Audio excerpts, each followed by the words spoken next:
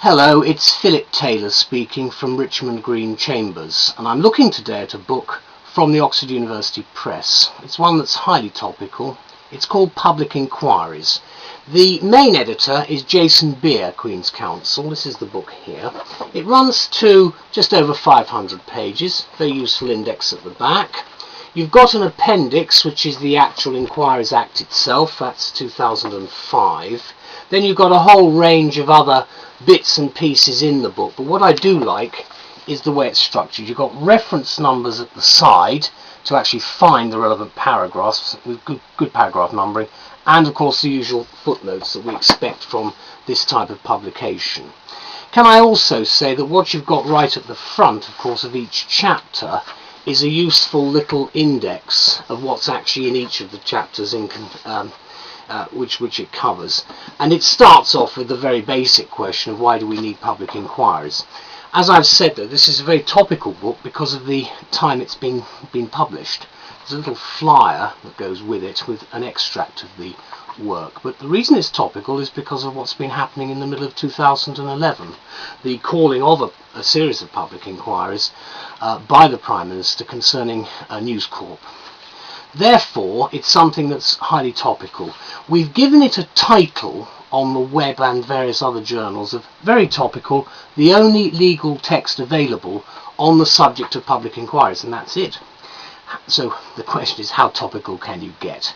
As we write, we're saying that there are public inquiries in the United Kingdom coming out of the woodwork, as it were, those wood-panelled committee rooms, on the subject of things like telephone hacking and issues pertaining thereto.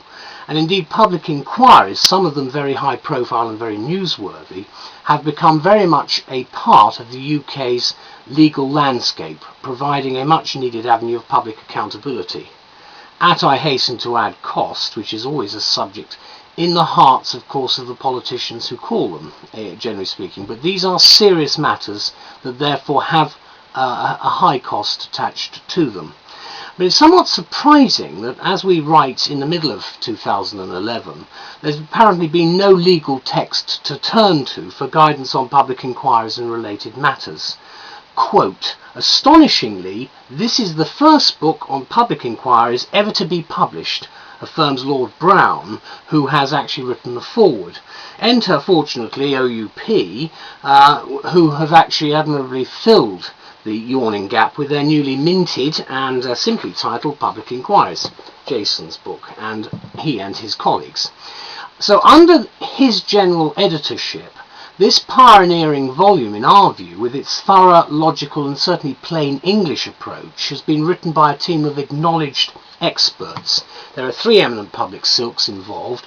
Let me mention them. James Dingemans and Richard Lissack, both Queen's Counsel, together with Jason, have produced a lot of the information, the first two being the consulting editors. Then you've got a number of people underneath who've done a lot of the individual work, and I met some of them at the book launch a couple of weeks ago.